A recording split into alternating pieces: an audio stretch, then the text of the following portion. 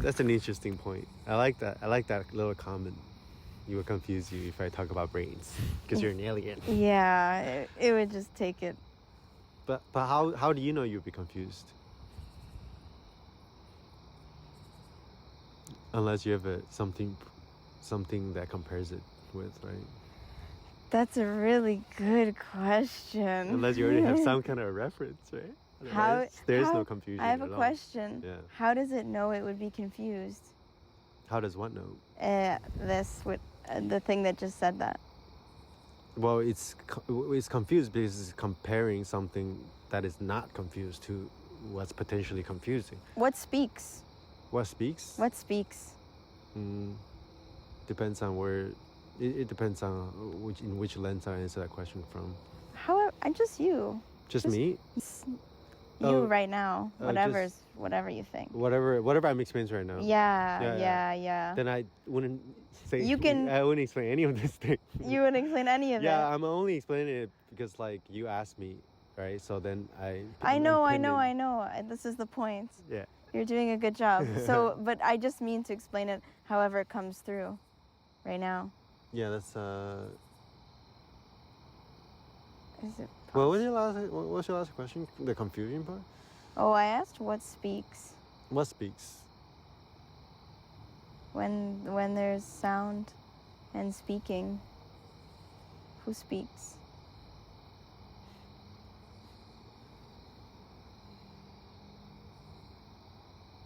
Let's talk about it. You want to talk about who speaks? I can. You ask me. Who speaks?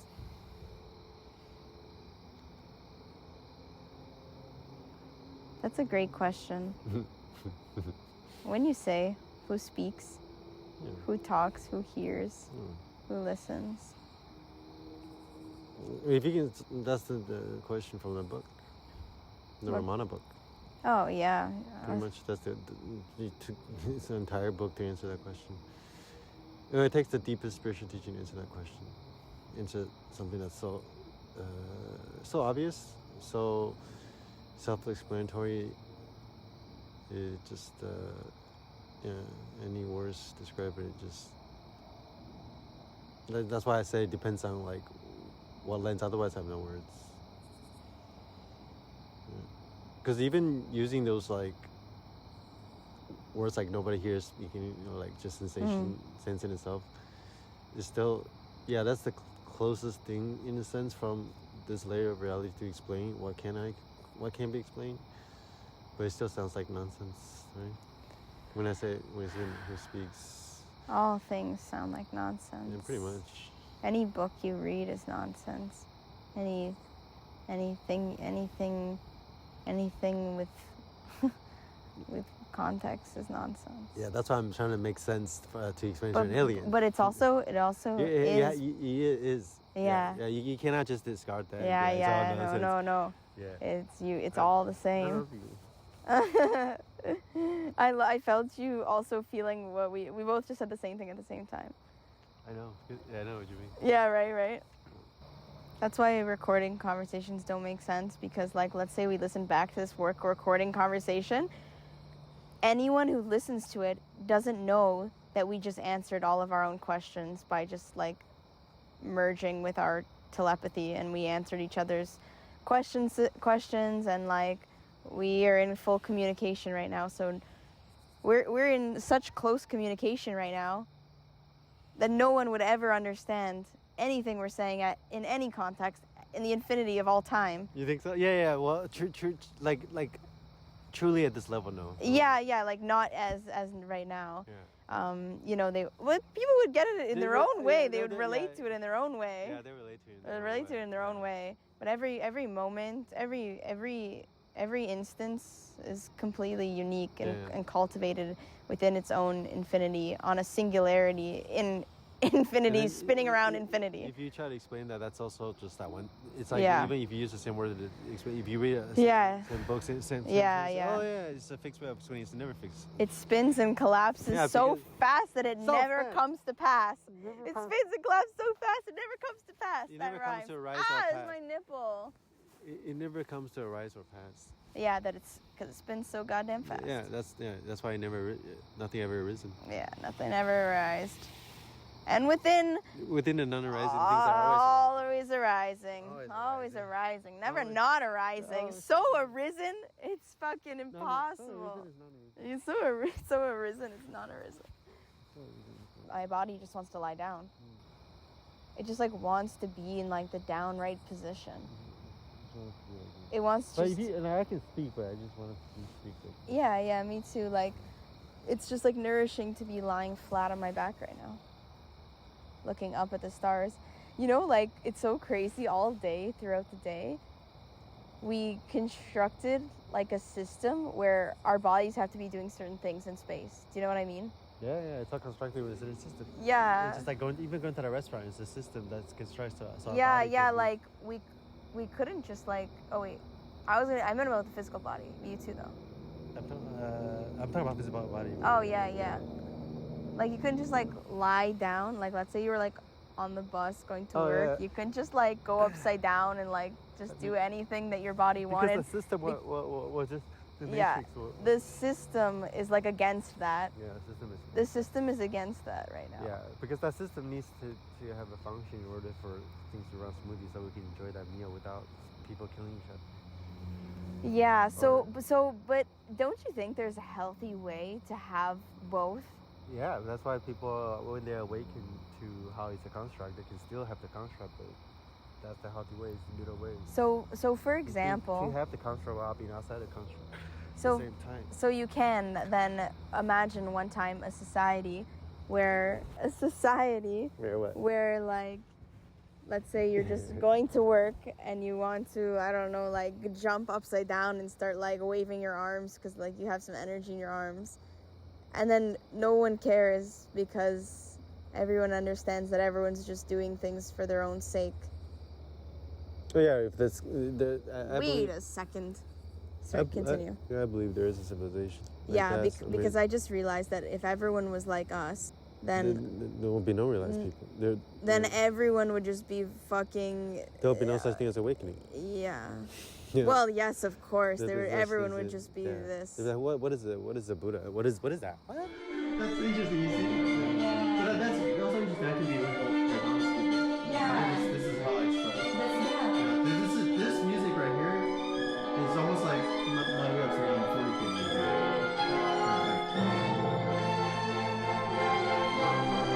It's like really organizing. Like there's a lot of desire, a lot of suffering, a lot of like resolution to that.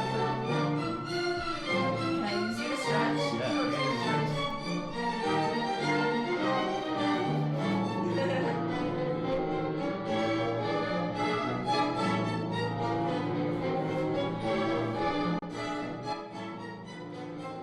I have an actual question again.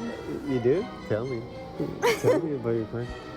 My question is like, how actually do people...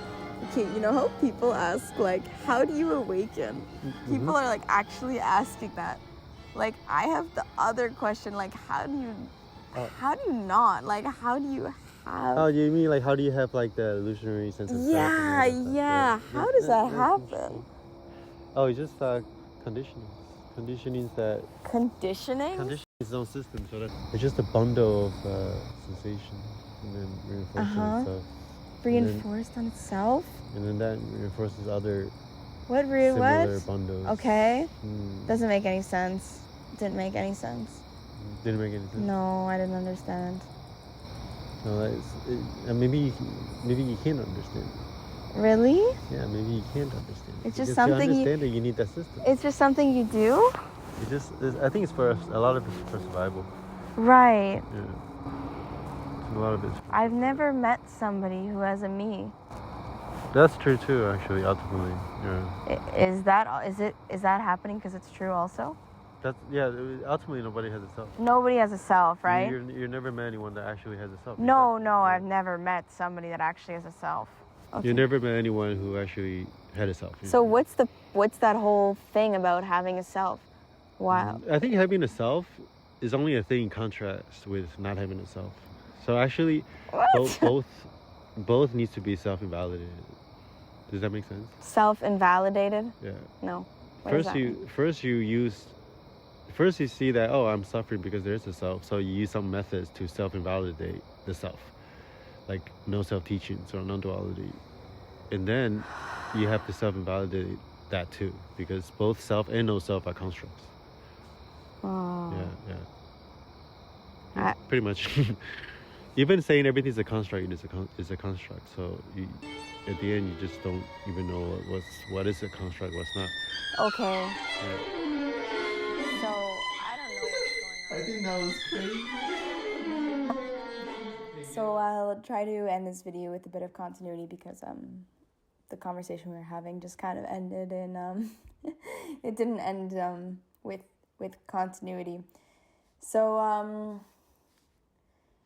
I guess I can speak about people constructing self-stories and you know, in that conversation me and Frank are having, I'm kind of playing devil's advocate and saying, like, how can people have a self-story? How is it possible? And I'm saying, you know, I never met somebody who's had a real self. And that's true. I've never met somebody who has a real self. If you go out there and you find someone who has a solid, real sense, not sense, a solid, real, actual, not a sense, an actual self that they can tangibly find, you go and bring them to me, because I'd love to see them. But it's a very tricky thing to say because, you know, you can spin it the other way and say at the exact same time, somebody's fictitious story of having a self is just as real and substantial and solid as having no self. So, you know, reality is a strange loop. That is so true. Things are always collapsing and folding back and resolving within its own paradigm and paradox, actually. Paradox is a great word to just elaborate a little bit further on, because all of this is paradox. The moment I start to speak anything, it's immediately a paradox. So please just take everything I say with a grain of salt as I am about to explain a little bit more about the self-story, because the self-story is essentially, Frank says, it happens because of conditioning. And what he means by conditioning, if I can assume what he means, is that, you know, childhood memories, experiences, emotions, all cultivated from many years of conditioning, patterning, cultural conditioning. You know, all of these things are aggregated and, you know, turned into the me.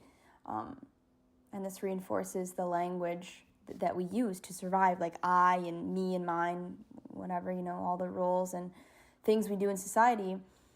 So in a way, it's for survival. You know, it's a mechanism to keep ourselves safe. You know, when there's you don't walk out to traffic because that has a threat to the self, to the life, and you die. And that's biological from the beginning of time. So yeah, the self can feel solid and feel like something because of this all of those narratives. If we're just like, our face is smushed up against the glass looking at all of those narratives, you're going to get a little bit tangled within that, and it's just going to be harder to untangle from the story. I could say so much about why it's beneficial to construct that, because it literally is. It literally is. It's just taking the next step, seeing beyond that. Just like, you know, seeing beyond that. It's like if I'm looking through a window right now of a house, so it's like, yeah, it's like I'm looking out this window at this forest. Beyond the window, I'm relating to the forest through the context of this window frame. I could be kind of stuck in the frame.